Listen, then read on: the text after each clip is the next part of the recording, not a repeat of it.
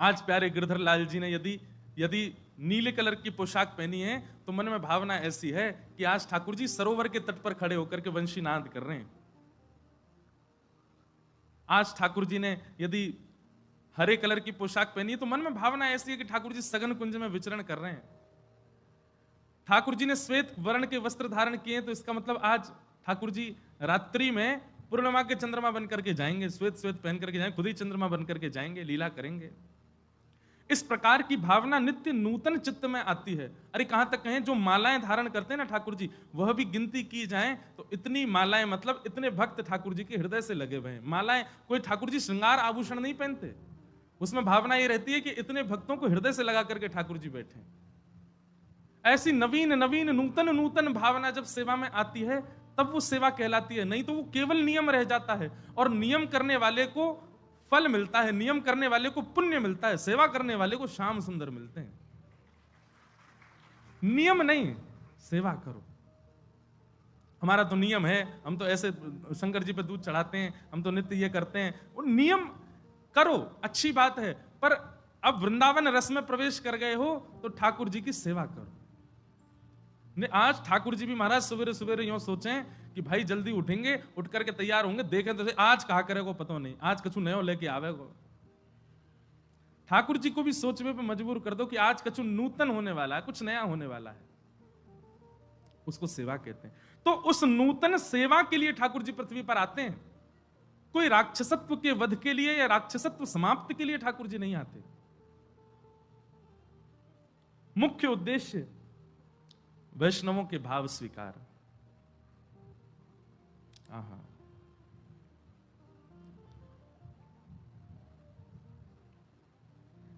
ठाकुर जी ने आज्ञा कर दी, वसुदेव जी के यहां हम पुत्र बनकर के आ रहे हैं, जाके सब तैयारी शुरू करें, पृथ्वी बिल्कुल निश्चित हो जाए।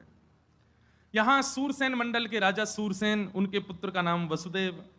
मथुरा मंडल के राजा उग्रसेन, उग्रसेन के भाई देवक, देवक की बेटी देवकी। कंस अपनी चचेरी बहन देवकी का विवाह वसुदेव जी के साथ में करता है और उनको विदा करने के लिए ले जाता है। प्रसिद्ध कथा है, आकाशवाणी होती है, देवता सब। अच्छा देखो, एक बात हमारी बहुत ध्यान से सुनना, देवता केवल काम बनाते हैं ये नहीं है, बिगाड़ते भी हैं। आप नित्य देव पूजन करते हैं, नित्य देव आराधना करते हैं, तो इसका मतलब ये नहीं कि आपका सब बढ़िया ही बढ़िया होगा। कई बार, अच्छा लेकिन देव बिगाड़ते जरूर हैं, पर बिगाड़ते आपके भलाई के लिए ही हैं, कि आगे कुछ ऐसा होगा उसके लिए अभी बिगाड़ना बहुत जरूरी है, अभी उसका बिगड़ना जरूर। इसलिए देवता केवल मंगल ही मंगल करते हैं ये नहीं, कभी कभी बिगाड़ते भी हैं देवता। इसलिए निश्चिंत रहो उस भाव से। तो देवताओं ने क्या किया, आकाशवाणी करके बता दिया, 8वां गर्भ काल होगा। देवकी को मारने के लिए तलवार निकाल ली और जैसे ही वध करने लगा, वसुदेव जी ने चरण पकड़ करके कहा, हम सारे पुत्र आपको देंगे। उपस्थित मृत्यु को रोकना मानव का सर्वश्रेष्ठ धर्म है, ऐसा यहां पर वसुदेव जी कहते हैं। आपको पता चल जाए, जैसे कई बार, बहुत ध्यान से सुनिएगा हमारी बात, कोई मरणासन अवस्था में हमारे परिवार में आ जाता है, भगवान ना करे कभी ऐसा हो, पर कभी कभी ऐसा होता है कि कोई व्यक्ति, हमें पता है कि अब इनके कुछ ही दिन रह गए हैं। कई लोग पता है क्या करते हैं, उनके लिए जाप बैठा देते हैं कि अब ये जल्दी चले जाएं, कष्ट ही तो पा रहे हैं। हमारी भावना एक प्रकार से दया की उस समय आ जाती है कि कष्ट ही तो पा रहे हैं, इससे बढ़िया तो ठाकुर जी इनको जल्दी बुला लो। लेकिन ऐसी भावना कभी नहीं आनी चाहिए चित्त में। अंतिम समय तक हमको प्रयास करना चाहिए वो व्यक्ति सुरक्षित हो, वो व्यक्ति जीवित हो, वो व्यक्ति कैसे भी स्वस्थ हो, ऐसा श्री वसुदेव जी का कहना है। उपस्थित मृत्यु को रोकना, उपस्थित मृत्यु को टालना, उपस्थित मृत्यु को किसी भी प्रकार बचाने के लिए आपको किसी भी हद तक जाना पड़े जाओ, पर व्यक्ति का जीवन बचे ये प्रयास करो। अरे सब बातन पर ताली बजानी नहीं, सुन ही लो बस, हमें पता चल गया आप सुन रहे हो। बोलो वृंदावन बिहारी लाल की। तो वसुदेव जी ने देवकी मैया को बचा लिया, कंस को कह दिया हम सारे पुत्र देंगे। 6 पुत्र, पहला तो ऐसा बोलते हैं कि कंस ने उनको मुक्त कर दिया पहले तो पहले बालक होने पर कंस को जाकर के दिया, कंस ने उसको भी मुक्त कर दिया। तब नारद जी ने जाकर के कंस की बुद्धि घुमा दी, तो कंस ने उस पहले बालक को मार के दोनों को फिर कारागृह में डाला कि अब बाकी के सारे बच्चे भी मुझे यहीं से मिलते जाएंगे, मैं वध करता जाऊंगा। 6 बालकों को कंस ने मार दिया। 7वें बालक के रूप में श्री बलराम जी आए। भगवान ने योग माया से कहकर के उनको स्थानांतरित करवाया और 8वें बालक के रूप में भगवान श्री कृष्ण पधारे। देवकी मैया के गर्भ में जब से ठाकुर जी आए, इतनी सुंदर लगती है मैया। वर्णन आता है, कई वैष्णवों ने वर्णन किया है कि कंस पहले से ही मंत्रियों को कहकर के जाता है, सुनो हम नीचे जा रहे हैं देखने कारागृह, तुम मेरे संग चलो। क्यों?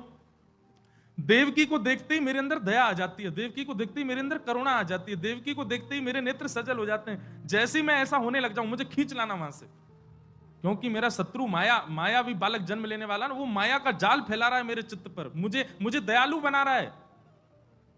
बंधुओं, ये कोई कहने वाली बात नहीं है, ये बहुत बहुत स्पष्ट बात है। जिनके चित्त में ठाकुर जी होते हैं, जिनके वास्तविक हृदय में ठाकुर जी होते हैं, उनकी उपस्थिति, उनका दर्शन, उनका बोलना, उनका आपके सामने आ जाने मात्र से कई आपके दुर्भाव ऐसे होते हैं, वो अपने आप ही नष्ट होने, आपके बिना क्रिया के नष्ट होने लगते हैं। आपने अनुभव किया होगा, किसी महापुरुष के आपने वचनामृत सुन लिए और जिस काम को ना करने के लिए पूरा परिवार पीछे पड़ा था 10 साल से, आप नहीं छोड़ रहे, पर उस महापुरुष की एक वाणी सुनकर के आपने छोड़ने का तुरंत मन बना लिया, नहीं ये मुझे नहीं करना है। हम तो ऊधमी बालक हैं, हम तो कुछ करते डरते हैं नहीं। हमारे संपर्क में कितने सारे बच्चे हैं, कितने सारे लोग हैं, कथा सुनने आए और कथा सुनने के बाद वो बोले महाराज जी इतने दिन से कुछ नहीं छोड़ा, अब सब छोड़ छाड़ दिया। अभी जयपुर में ही एक बालक मिला, वो उसकी माता जी बोली महाराज जी कोई हम अपनी प्रशंसा मत कर रहे, कल से आप भी अपने बालक ले आओ, ये नहीं करता, ये नहीं करता, आप देख लो इसको, ऐसा कुछ नहीं है। किसी किसी पर ठाकुर जी रीझ जाते हैं। तो बोली कि महाराज जी हमारा ये बालक है और ब्याह हो गया था बालक का, बालक भी थे उसके भी। बोले हम लोग ब्राह्मण हैं फिर भी इसने कभी मांस नहीं छोड़ा, रोज खाता। मैंने की फिर? बोले इसने महाराज जी एक बार कहीं गलती से कथा सुन ली, उसके बाद में फिर इसको अच्छा लगा तो इसने और सुनी। और सुनी कब? उसके जीवन में कोई बहुत खतरनाक समय आया कि वो विचलित हो गया, तब उसने कथा सुनी। कथा 3 प्रकार के लोग सुनते हैं। पहले रसिक, जिनको कथा में अच्छा लगता है, जिनको ठाकुर जी से प्रेम है, वो सुनते हैं। दूसरे, जिनका कहीं समय नहीं निकल रहा, वो कथा सुनते हैं। क्या करें, टाइम पास कहीं तो हो, वृंदावन आए, अब घूम घाम लिया, अब कहां जाएं, 2 दिन और रुकना है तो सुन लो कथा। और तीसरे, वो जो अपने जीवन से बड़े परेशान हैं, क्या करें, अब कहीं उत्तर नहीं मिल रहा तो कथा में आ जाते। 3 प्रकार के लोग होते हैं। बोले कथा सुनी महाराज जी? मैंने कहा अब? बोले अब महाराज जी 1.5 वर्ष हो गया है, स्वयं ठाकुर जी की सेवा घर में ले आया, बिल्कुल। बोले मांस तो बहुत दूर की बात, प्याज लहसुन भी नहीं खाता, कंठी माला गले में धारण कर ली। अब कथा प्रारंभ होती है, इसके नेत्र सजल हो जाते हैं, ऐसे भाव में रहता है, दिन रात कीर्तन करता है, ब्रह्म मुहूर्त में उठ जाता है, रात्रि में जल्दी सो जाता है, कोई व्यसन नहीं, कोई गलत नहीं। बोले हमने खूब रोका इसको, कितने साल तक इसको डांटते रहे, नहीं मानी हमारी बात, एक बार कथा सुनी, अब बिल्कुल मंगल हो गया। तो मन में भाव आता है कि मेरे चाहने से भी मैं चाहूं कि भाई ये सुधर जाए, नहीं सुधरेगा। चित्त में बैठे हुए ठाकुर जी अपने आप ही चुन लेते हैं कि भाई इसको सुधारना है, वो सुधर ही जाएगा फिर, बिना किसी प्रयास के। अच्छा, तो मैं मूल बात क्या कह रहा था वो सुनो। जिसकी उपस्थिति से, जिसके दर्शन से, जिसके वचनामृत से, जिसके सामने आ जाने से आपके बिना प्रयास के ही आपके अवगुण नष्ट हो जाएं, तो यह बात निश्चित है कि उस व्यक्ति के चित्त में ठाकुर जी तो है, क्योंकि उसकी उपस्थिति आपको अपने आप सुदृढ़ बना रही है, अपने आप सुंदर बना रही है। उसके वचनामृत आपके हृदय को अपने आप झकझोर रहे हैं कि नहीं तुझे ये छोड़ना ही है। और मैं कथाओं में कहा करता हूं, जिसके सामने असत्य बोलने में भी आपको घबराहट होती हो, जिसके सामने संकोच लगता हो, जिसके सामने थोड़ी ऐसी बात होती हो कि नेत्र उठा करके बात ना करने की मन में भाव आ रहे हैं कि नहीं हम मिला ही नहीं पाएंगे नेत्र, निश्चित है कि वह व्यक्ति, आप उसके चित्त के ठाकुर जी आपसे रीझ गए और वो आपका कल्याण करने के भाव से हैं, इसीलिए आपकी ऐसी स्थिति हो रही है। कंस की भी यही हालत हो रही है। वो देवकी को जब देखने जाता है तो मंत्रियां भी उन पर कोई प्रभाव नहीं होता, पर जब कंस देवकी को देखता है तो कंस के नेत्र सजल हो जाते हैं, हृदय में प्रेम भराता है, दया भराती है।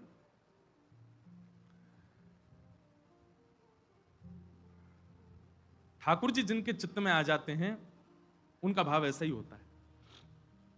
अभी भक्तमाल जी की कथा हो रही थी तो वहां पर श्री हितरवंश महाप्रभु का चरित्र जब आया तो उस चरित्र में ऐसा भाव, मैं आपको क्या बताऊं, मेरे से भक्तमाल अब निकल ही नहीं रही, मेरे अंदर ही बैठ गई है वो। मैं कहीं भी जाता हूं मुझे भक्तमाल जी के भाव याद आते जा रहे हैं। बहुत अद्भुत है। तो भक्तमाल जी के भाव में एक बात बताई थी कि जब श्री हितरवंश महाप्रभु अपनी मातृ गर्भ में आए, तो उनकी माता जी तो यहां से देवबंद कितना दूर, वृंदावन से देवबंद में विराजमान मैया के गर्भ में जब श्री हितरवंश महाप्रभु पधारे, तो मैया को देवबंद में बैठे बैठे, अभी तक वृंदावन नहीं आई है, वृंदावन की चर्चा नहीं सुनी है, कभी कथा नहीं सुनी वृंदावन की, लेकिन वहां बैठे बैठे उनके बार बार चित्त में आवे वृंदावन वृंदावन वृंदावन।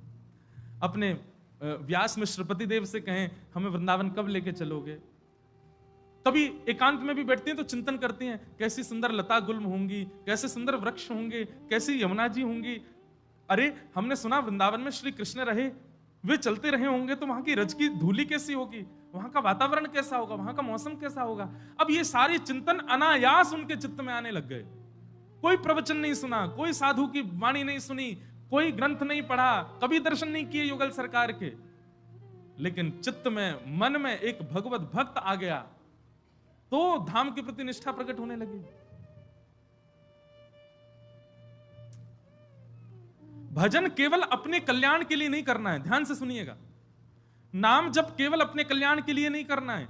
कई बार आप जब नाम जप करते हैं, भजन करते हैं, तो आपके रूप में, स्वरूप में, वाणी में ऐसा आभा मंडल आ जाता है कि वो ना जाने कितनों का कल्याण करता है।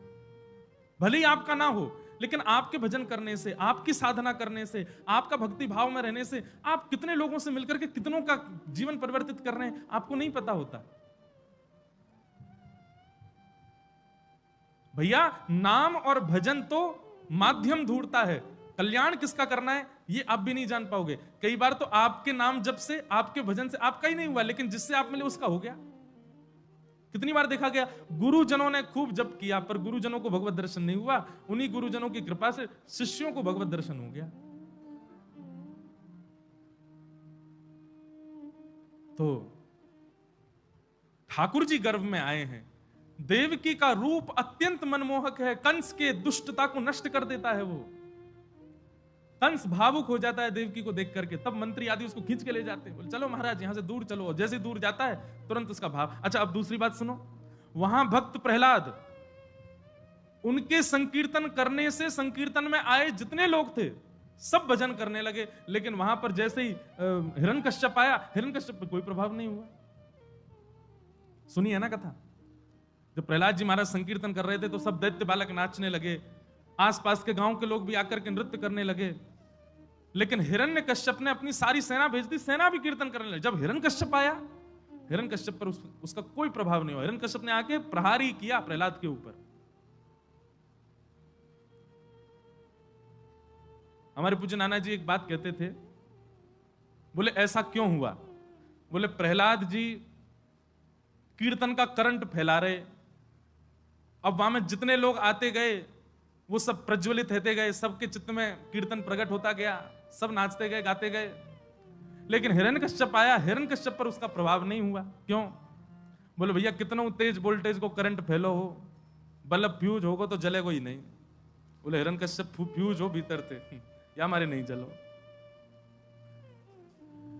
अच्छा वहां तो बात ऐसी आती है ना कि वे जय और विजय दैत्य हैं, जय और विजय ही दैत्य रूप धारण कर रहे हैं, उनको तो पता भी होगा कि हमको प्रज्वलित होना है, तो जानबूझ के नहीं हो रहे होंगे, क्योंकि आए ही वो इसलिए ताकि ठाकुर जी आमे हमारा वध करें। पर कंस जय विजय की श्रेणी में नहीं है ना, वो तो स्वच्छंद राक्षस है। वह भी जब देव की मैया को देखता है तो उसके चित्त में प्रेम प्रकट हो जाता है। इसलिए वैष्णवों का दर्शन, भजनानंदियों का दर्शन, भगवत गुणानुवाद गाने वालों का केवल दर्शन, वृंदावन में जैसे आगे लिस्ट बनते, राधा वल्लभ जी जाना है, बिहारी जी जाना है, गोविंद देव जी जाना है और राधा रमन जी जाना है, ठीक है, 1 2 बार 4 बार 10 बार, ठीक है, नियम पूरा कर लिया। अब नए नियम बनाओ। अब क्या नियम बनाने, वृंदावन के रसिक जनों के दर्शन करो, वृंदावन के ब्रजवासीन के दर्शन करो, वृंदावन में ढूंढो वैष्णव जन कहां हैं, और जा जा करके। और वृंदावन में कई ऐसे भजनानंदी भी होंगे जो चाहते नहीं है कि आप उनके पास आओ, छुप करके जाओ, उनको श्रमित मत करो, दूर से दर्शन करो। वृंदावन में नई नई कुंज लताओं को ढूंढो, वृंदावन में नए नए वनों का दर्शन करो। अब परिवर्तन करो अपने दर्शन की विधा में। इन सबके दर्शन से चित्त में प्रेम लक्षणा भक्ति प्रकट होगी।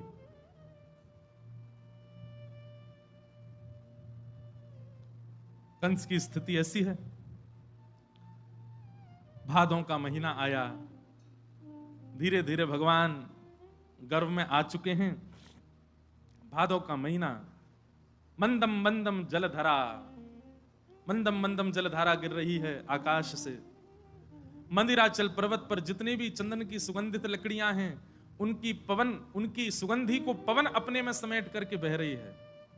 श्रीमद् भागवत जी में वर्णन है कि जब ठाकुर जी का प्रादुर्भाव हुआ, उस समय का काल कैसा है, उस समय का वातावरण कैसा है कि अत्यंत दुखित व्यक्ति को भी सुख का अनुभव हो रहा है, अत्यंत पीड़ित व्यक्ति भी सुख का अनुभव कर रहा है।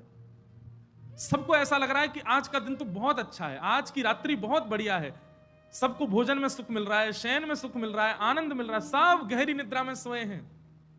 ऐसा वातावरण हो गया चारों ओर। तभी कंस के कारागृह में एक दिव्य तेज प्रकट हुआ और देव की मैया के गर्भ से शंख चक्र गदा पद्मधारी श्रीमन नारायण ही बाल रूप में प्रकट हुए। बोलो बाल कृष्ण लाल की। सब लोग नेत्र बंद करके दर्शन करो। तमद्भुतम बालकमंबुजक्षणम चतुर्भुजं शंख गदायुधायुधम श्रीवत्सलक्ष्मं गलसौभकौस्तुभं पीतांबरम सांद्रपयोदसौभगम। एक बात इस पूरे श्लोक की व्याख्यान में आपको ध्यान में रखनी है कि ठाकुर जी जब प्रकट हुए हैं, तब ठाकुर जी चतुर्भुज में आए हैं, पीतांबरी पहन के आए हैं, कौस्तुभ मणि पहन के आए हैं, लेकिन ठाकुर जी बड़े रूप में नहीं आए, बालक के रूप में ही आए, छोटे से बालक। कोई चित्रकार बनावे, मैं तो ऐसे ऐसे भाव बनाता हूं, चित्रकार बना भी लाते हैं। कोई छोटे से बालक, नेक्स्ट से लाल जी शंख चक्र गदा पद्म, मोटे मोटे गदमदरा से हाथन में ठाकुर जी के में शंख चक्र गदा पद्म लगे भये हैं, और नेक्स्ट सी पीतांबरी ठाकुर जी ने पहनी है, गले में छोटी सी कौस्तुभ मणि धारण कर रखी है। ऐसे अद्भुत ठाकुर जी अपना श्रृंगार करके चतुर्भुज रूप धारण करके मैया के गर्भ से प्रकट भये हैं। आहा, माता देवकी और वसुदेव जी ने ठाकुर जी को प्रणाम किया।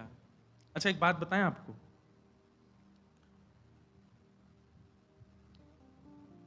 विराज जाओ भैया, अभी विराज जाओ।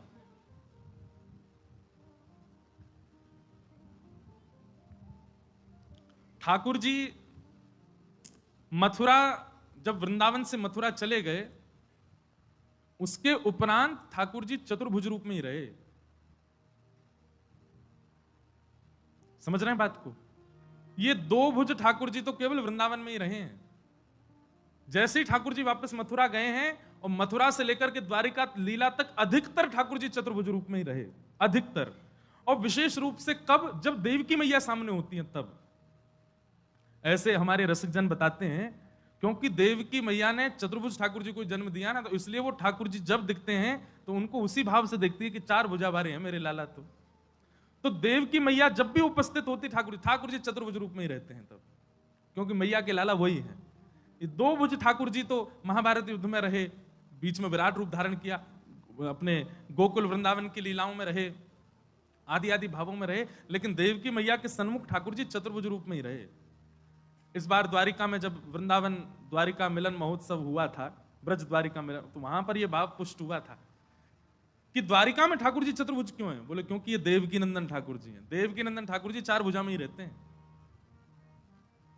अभी सुनना, एक दो बातें बताएंगे नहीं। तो ठाकुर जी चार भुजा में प्रकट भये, मैया ने गोद में लेकर के ठाकुर जी को पयोधर पान कराया, भगवान छोटे से बालक बन गए, दो भुजा धारण कर ली। वसुदेव जी से आज्ञा की कि आप हमको लेकर के जाओ और जाकर के गोकुल में नंदरानी यशोदा मैया के बगल में सुवाए दो, और वहां एक बालिका ने जन्म लिया, उसको लाकर के कंस को दे देना, फिर 11 वर्ष 56 दिन लीला करने के बाद हम वापस आएंगे। तब वसुदेव जी महाराज ठाकुर जी को लेकर के गोकुल जा रहे हैं। हथकड़ियां खुल गई, बेड़ियां खुल गई, सारे द्वारपाल सोए हैं, चट चट सब ताले खुलने लगे। इसका भी भाव ऐसा बताया जाता है, ठाकुर जी कहते हैं मेरी शरण में आने वाले के सारे बंधन मैं खोल देता हूं। फिर कोई बंधन नहीं रहता उसके पास, कोई बंधन युक्त नहीं रहता, वो सारे बंधन मैं छोड़ देता, खुलवा देता हूं।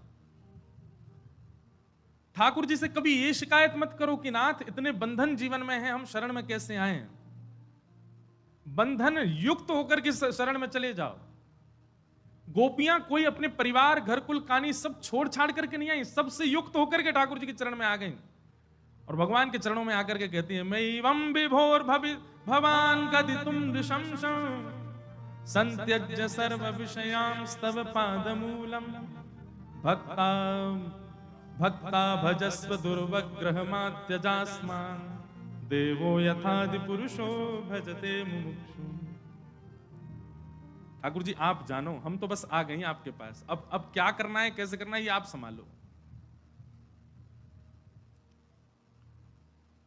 आप एक बंधन ही बता सकते हो ठाकुर जी को, लेकिन ठाकुर जी तो आपके सारे बंधन जानते हैं, इसलिए एक भी मत बताओ, बस चले जाओ, सब अपने आप खोल देंगे ठाकुर जी, अपने आप करेंगे सब। आपने कहा ये बंधन, कितनी गिनती करोगे, ज्यादा से ज्यादा 4 बंधन बता दोगे, लेकिन बंधन तो 400 हैं जीवन में, इसलिए ठाकुर जी को एक भी मत बताओ, बंधन युक्त ठाकुर जी के पास चले जाओ, ठाकुर जी अपने आप देख लेंगे कहां किसको कैसे खोलना है। वसुदेव जी ने जैसे ही ठाकुर जी को गोद में लिया, हथकड़ियां खुल गई, बेड़ियां खुल गई, चट्ट चट्ट सारे ताले खुल गए, सारे बंधन खोल दिए ठाकुर जी ने। चलो भगवान को लेकर के श्री वसुदेव जी महाराज गोकुल पहुंचे और गोकुल में जाकर के नंदरानी यशोदा मैया के बगल, अब ध्यान से सुनना, एक जगह शास्त्रों में ऐसा वर्णन है कि देवकी मैया ने 2 बालकों, यशोदा मैया ने 2 बालकों को जन्म दिया, एक लाली है और एक लाला है। अब प्रमाणित इसके श्लोक भी हैं, वो कल मैं जरूर सुनाऊंगा कि कैसे उसका प्रमाण है, पर यशोदा मैया ने 2 बालकों को जन्म दिया, एक लाली है और दूसरे लाला है। लेकिन वसुदेव जी जब पहुंचे तो ठाकुर जी ने मन में विचार किया कि कहीं वसुदेव जी को लाला दिख गया तो वसुदेव जी मुझे वापस ले जाएंगे, बोले इन पर तो लाला है, फिर काय कुदे में हम अपने लाला को ले जाएंगे। तो ऐसी माया फैलाई ठाकुर जी ने कि वसुदेव जी को वो लाला नहीं दिखाई दिया, केवल लाली दिखाई दी। वो लाला कौन है? वो है नंद नंदन श्री कृष्ण। और ये जो डलिया में बैठ करके आए ये कौन है? ये देवकी नंदन श्री कृष्ण।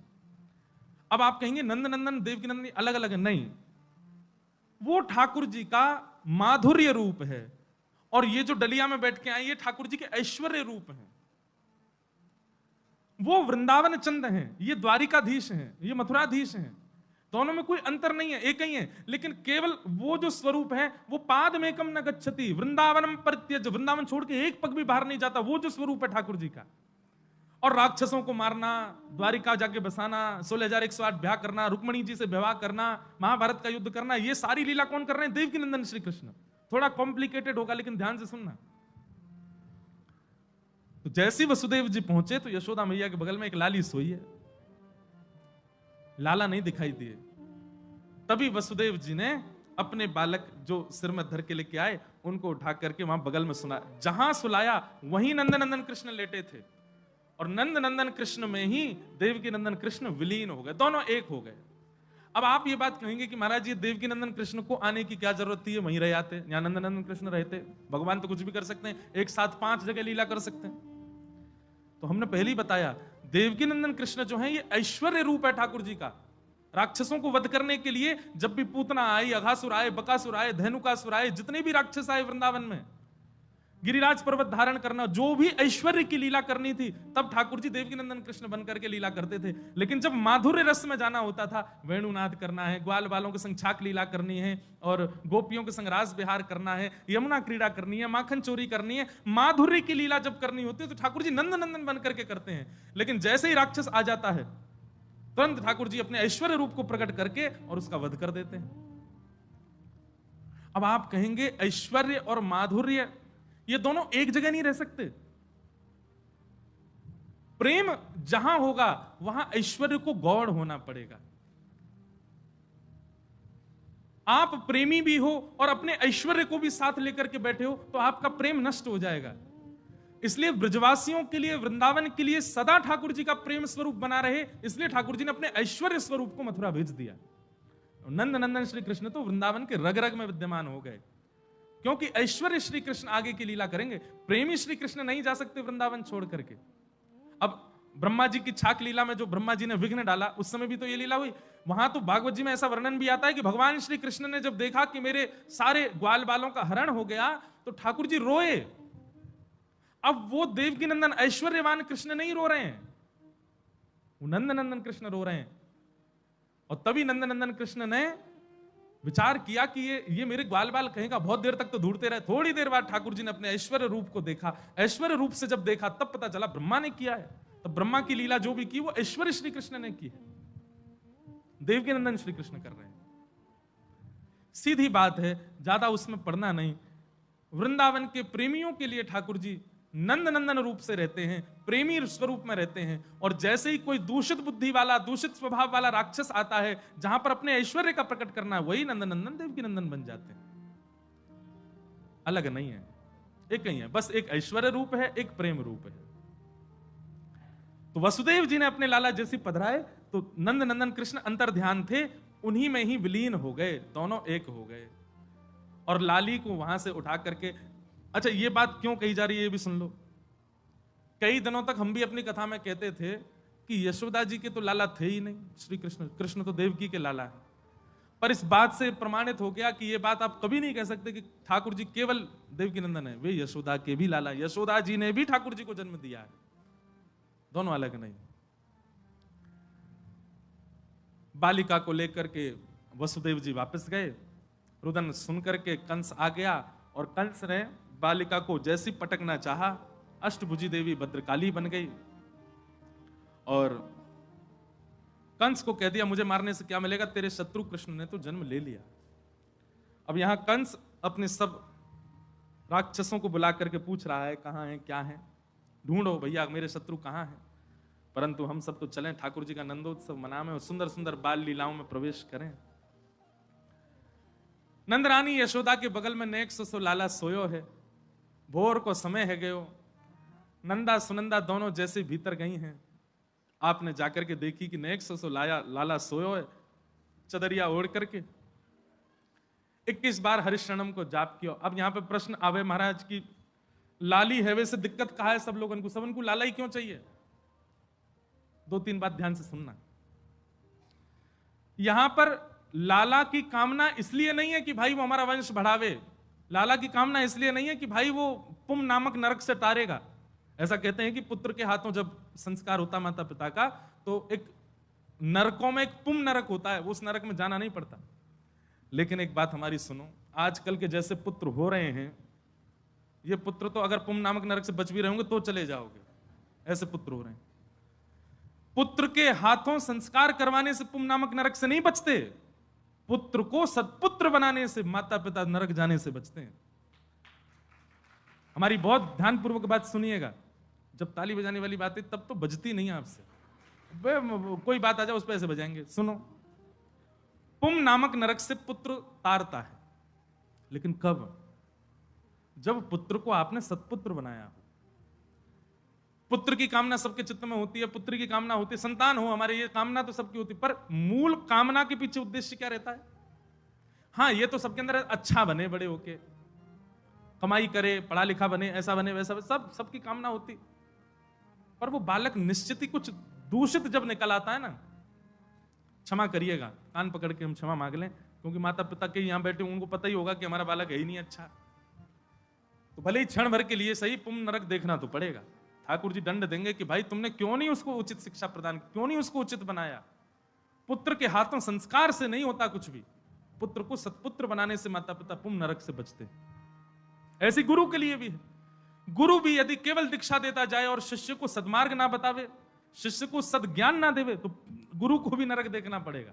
तुमने केवल लिफाफा के लिए दिए थी दक्षा, इसी के लिए घूम रहे थे। तो इसलिए भैया यहां पर पुत्र की कामना ये नहीं है कि हमारा वंश बढ़ावे। सबके चित्त में पुत्र की कामना की भावना क्यों है? बोले पुत्र होएगा तो गैया चरावे जाए करेगो, पुत्र होएगा तो ठाकुर जी की सेवा करेगो, पुत्र होएगा तो संतन को जमाए करेगो। अब लाली तो कोमल होवे, लाली से गैया थोड़ी चरवामेंगे, लाली से संतन की सेवा थोड़ी, इतने संत आवेंगे सबन के पांव धो। अरे कन्या तो भैया दूर से प्रणाम करे, कन्या लक्ष्मी है, वो थोड़ी चरण धोवेगी। इसलिए पुत्र की कामना। और महाराज नंदा सुनंदा तो ये सोचें, भैया के घर में सब हमसे बड़े हैं, सब हमको डांटे फटकारे, हमसे डरवे वाला तो कोई है ही ना यहाँ पे। नंद बाबा के एक लाला है जाए तो महाराज हम दोनों की खूब चलेगी, खूब मारे करेंगी, खूब डांटे करेंगी, कान पकड़ के रखे करेंगी। बुआ आई है चरण दबा, बुआ आई है इनके काजे भोजन लेके आ, एक लाला घर में है जाए। भागवत जी में स्पष्ट वर्ण, विष्णु आराधनार्थाय, पुत्र की कामना नंद बाबा ने किंचित भी इस भावना से नहीं की है कि हमारा वंशवर्धन हो, बल्कि इस कामना से कर रहे हैं कि सबकी सेवा करने वाला, सबका ध्यान रखने वाला, गैयाओं का वर्धन करे, संतों का वर्धन करे, पूरे ब्रजमंडल की रक्षा करे। सेवा के लिए पुत्र चाहिए हमको, सेवक पुत्र चाहिए। ये भावना रख करके 21 बार हरिशरणम का जाप करके जैसे ही चदरिया हटाई महाराज, नंदा सुनंदा ने नीलमणि कृष्ण को जैसे ही देखा, हैगा हैगा हैगा हैगा हैगा हैगा, एक दूसरे को मुख बंद किया। अरे ये खबर अभी सबन को नहीं बतानी है, सबसे पहले गौशाला में बैठे हुए नंद बाबा को जाकर के बताएंगे। नंद बाबा के पास में पहुंची, दोनों दौड़ती जा रही हैं, नेत्रन से अश्रुपात है तो जा रहा है। दौड़ करके गई और नंद बाबा को घेर करके बोली, बाबा आपने इतने ब्रजवासी जमाए, इतने संत वैष्णवन को आनंद करायो, इन सबन के फलस्वरूप यमुना मैया की कृपा सो, ब्रजवासी की आज्ञा सो, आपके घर नीलमणि जैसो। नंद बाबा बोले, बता कहां भयो? बोले पहले बताओ हमें कहां मिलेगा। बोले तू जो कहेगी सो देंगे महाराज। नंद बाबा ने जैसे कि जो कहेगी सो देंगे। नंदा सुनंदा भाव में भर गई। ठाकुर नंद बाबा को हृदय से लगा करके बोली, आपके घर नीलमणि जैसो लाला जायो है। लाला की खबर सुनते ही नंद बाबा तो महाराज 80 बरस के बाबा 16 बरस के है गए, फूले नहीं समा रहे, मेरे घर लाला भयो है। रैन अंधेरी चंद्र स्वरूपी आ गए, आ गए, रैन अंधेरी चंद्र स्वरूपी आ गए, आ गए, मात यशोदा और सखियन को भागे, भागे, मात यशोदा और सखियन को भागे, भागे, आंधी काली कामरिया मुख मैल कावे कान्हा, मेरे घर आए लाला, मेरे घर आए, बाजे पायलिया, छवि दिखलावे कान्हा, मेरे घर आए लाला, मेरे घर आए, छुम छुम बाजे पायलिया, छवि दिखलावे कान्हा, मेरे घर आए लाला, मेरे घर आए,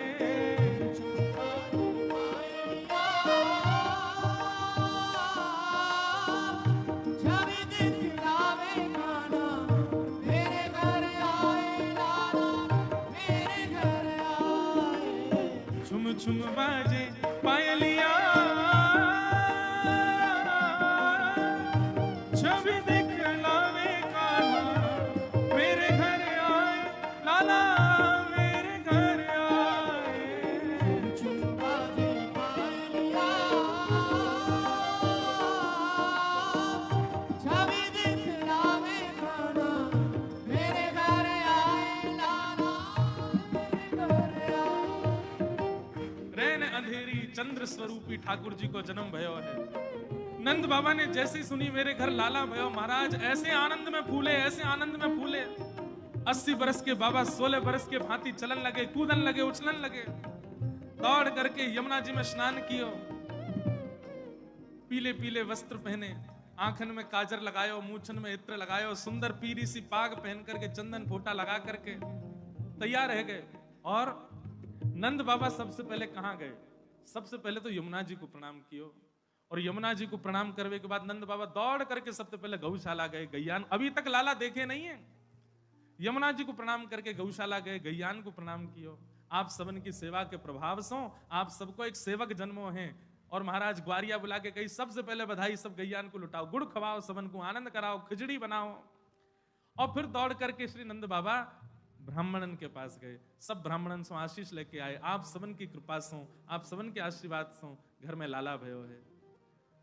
यमुना जी, गैया और ब्राह्मण सबसे पहले इनको न्योता दे करके फिर नंद बाबा ने नंगाड़े बजवा दिए और कह दिए, महाराज पूरे ब्रजमंडल में हल्ला कर दो, आज सबन के घर कोई के भी घर चूल्हा नहीं चेतेगो, सब नंद भवन में आनंद से प्रसाद पाएंगे, नंद जी के घर लाला भयो है। ऐसो आनंद, ऐसो सुख पूरे ब्रजमंडल में छायो है। भागवत जी में जो वर्णन है ना महाराज, जैसे पुत्र होने की पहली खबर पिता को मिलने पर जो पिता की स्थिति होती है, ऐसी स्थिति पूरे ब्रजमंडल की हो रही है। जिसके भी कान में ये बात पहुंचती है कि नंद जी के लाला भयो है, महाराज वो सब फूले नहीं समाते हैं, सब अपने घरन में बंधन बार बांध रहे हैं, अपने घरन में दिए जला रहे हैं, अपने घरन में उत्सव मना रहे हैं। अरे कहां तक कहें, अभी तक ब्रजवासी ने देखे भी नहीं है ठाकुर जी, फिर भी बिना देखे ठाकुर जी कोई सब अपने अपने घरन में उत्सव मना रहे हैं। हो ब्रज में है रही जय जयकार नंद घर लाला जायो है, ब्रज में है रही जय जयकार नंद घर लाला जायो है, लाला जायो है नंद रानी ने लाला जायो है, हाँ लाला जायो है रानी ने लाला जायो है, अरे हाँ लाला जायो है, यशोदा ने लाला जायो है, हाँ लाला जायो है, यशोदा ने लाला जायो है। हे ब्रज में, ओ ब्रज में, हो हाँ ब्रज में है जय जयकार नंद घर लाला जायो है, ओ ब्रज में जयकार नंद घर लाला जायो है। हे ब्रज में है रही जय जयकार नंद घर लाला जायो है,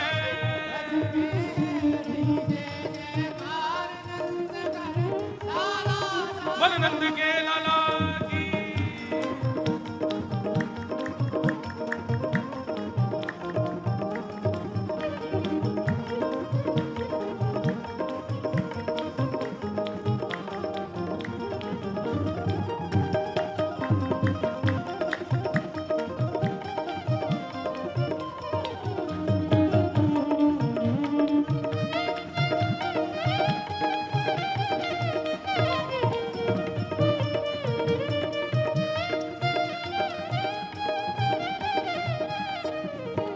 हे यूथ के यूथ नंद घर आवे, यूथ के यूथ नंद घर आवे, यूथ के यूथ नंद घर आवे, युद्ध के युद्ध नंद घर आवे, बाल बाल सब हिल मिल गावे, बाल बाल सब हिल मिल गावे, बाल बाल सब हिल मिल गावे, बाल बाल सब हिल मिल गावे। ब्रह्मानंद समान आज सुख सबने पायो है, हाँ ब्रह्मानंद समान आज सुख सबने पायो है। ओ ब्रज में, हाँ ब्रज में, ओ ब्रज में है जय जयकार नंद घर लाला जायो है, ओ ब्रज में जयकार नंद घर लाला जायो। हाँ ब्रज में है जय जयकार नंद घर लाला जायो है। ओ ब्रज में जयकार नंद घर लाला जायो। श्री राधा रमण लाल की बधाई हो, बधाई हो, बधाई हो।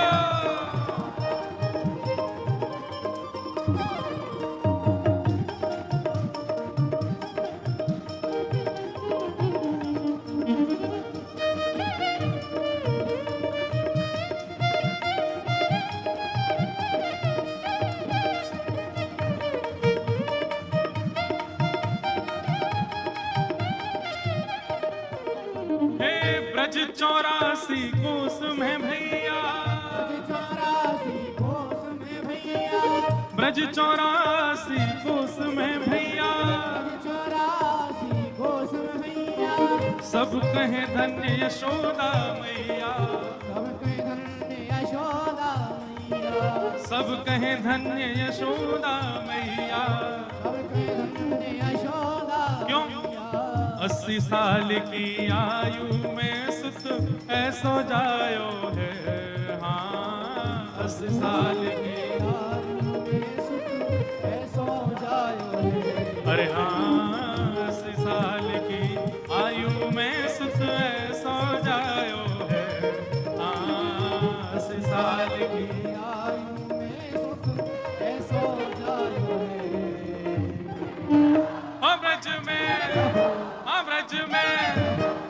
ब्रज में है रे जय जयकार नंद घर लाला जायो है।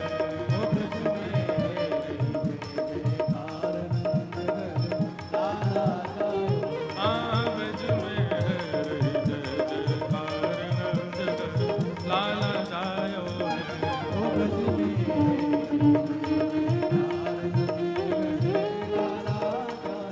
लाला जायो है नंद रानी ने लाला जायो है। हाँ लाला जायो है नंद रानी ने लाला जायो है। ओ ब्रज में हाँ ब्रज में ओ ब्रज में है रे जय जयकार नंद घर लाला जायो है। ओ ब्रज में है लाला जायो है। हे राधा रमण आयो राधा वल्लभ आयो राधा रमण आयो राधा वल्लभ आयो प्यारो बाके बिहारी आयो है प्यारो बिहारी आयो है। हे प्यारो बाके बिहारी आयो है। बाके बिहारी आयो है। हे राधा रमण आयो राधा वल्लभ आयो राधा रमण आयो राधा वल्लभ आयो। ओ ब्रज में है जय जयकार नंद घर लाला जायो है। ब्रज में है जय जयकार नंद घर बोल नंद के लाला। पूरे ब्रजमंडल में आनंद मन रहो है। हेरी है भैया हो आज नंद राय के आनंद भयो। हेरी है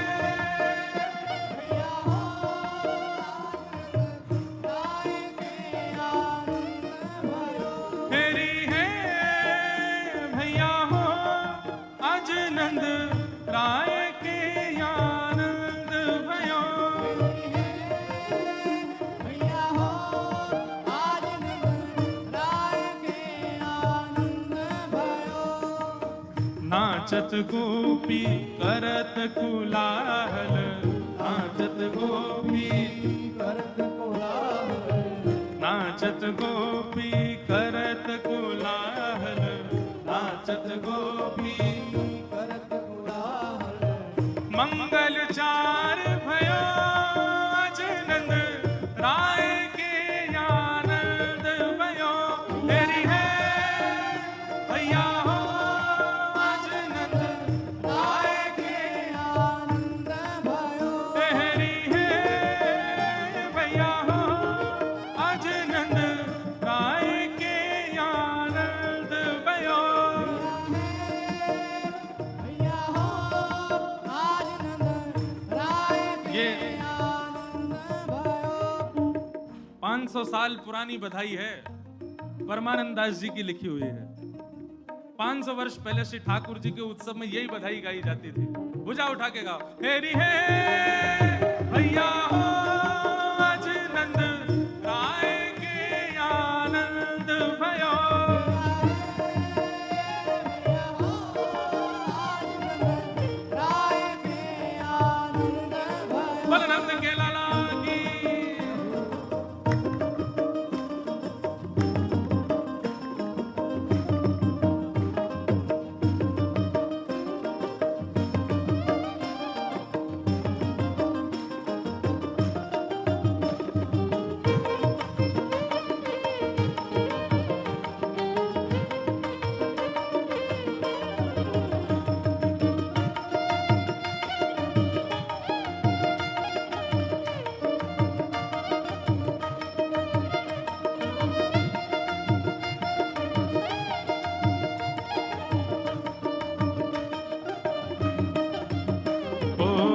माखन दूध दयो भरी भाजन माखन दूध दयो माखन दूध दयो भरी भाजन माखन दूध सकल ग्वाल ले आए भैया सकल ग्वाल ले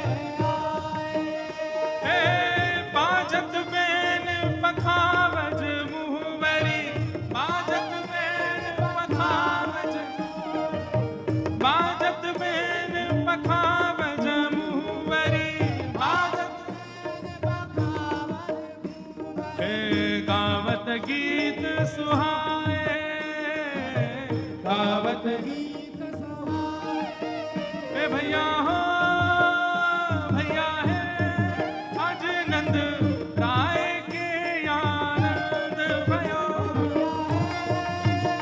भैया हो आज नंद राय के आनंद भयो। हे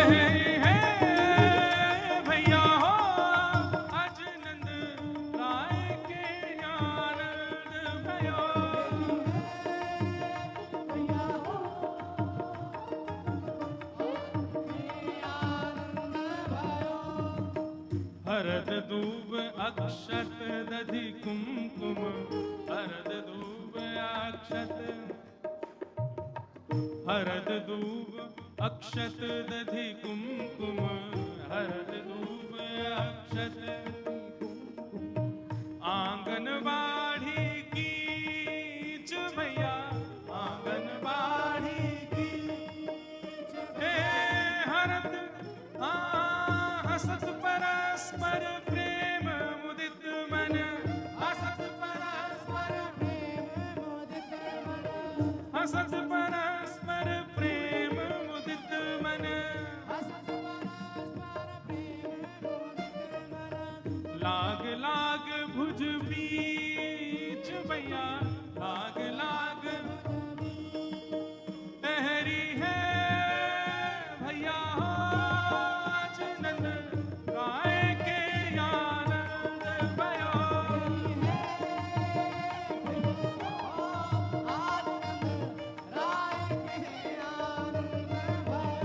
मेरी है भैया हो आज नंद राय के आनंद भयो।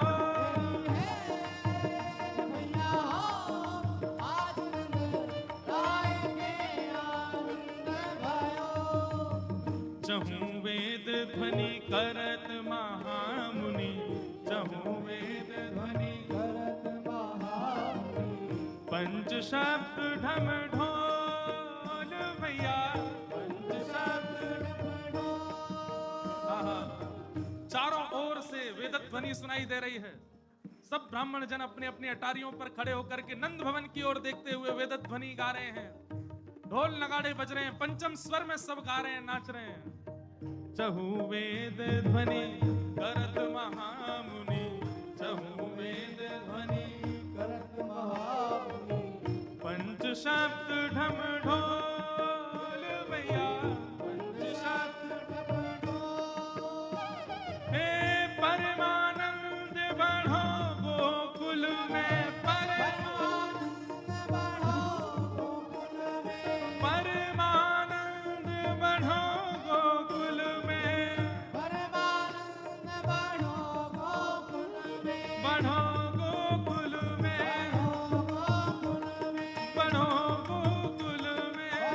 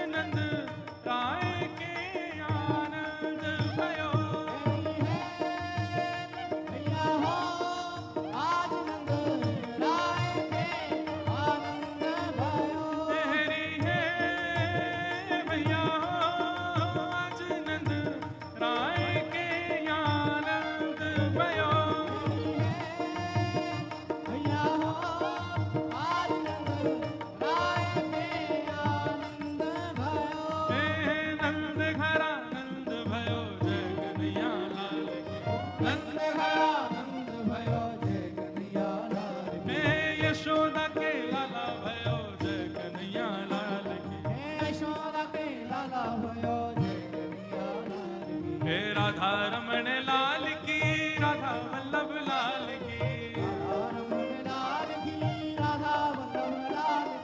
बांके बिहारी लाल की, गिरधर गोपाल की, हे हे आहा ओ नंद घरा नंद भयो जय कन्हैया लाल की, नंद घरा नंद भयो जय कन्हैया लाल की, हे नंद घरा नंद भयो जय कन्हैया लाल की, हाथी दिने घोड़ा दिने और दिनी पालती, बालकन को लाडू पेड़ा बूढ़न को लापसी, हे हे आहा ओ नंद घरा नंद भयो जय कन्हैया लाल की, नंद घरा नंद भयो जय कन्हैया लाल की, हे नंद घरा नंद भयो जय कन्हैया लाल की, हरी है भैया हो आज नंद राय के आनंद भयो, हरी है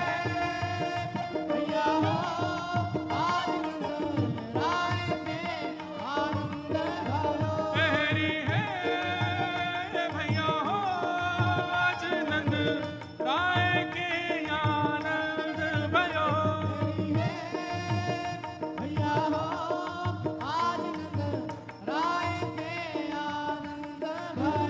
भैया राय के आनंद भयो, नंद नंद राय के आनंद भयो,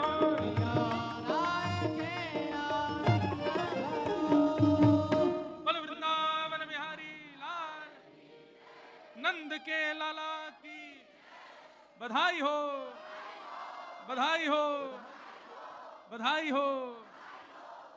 बैठ जाओ, अपने अपने स्थान पर बैठ जाओ सब लोग।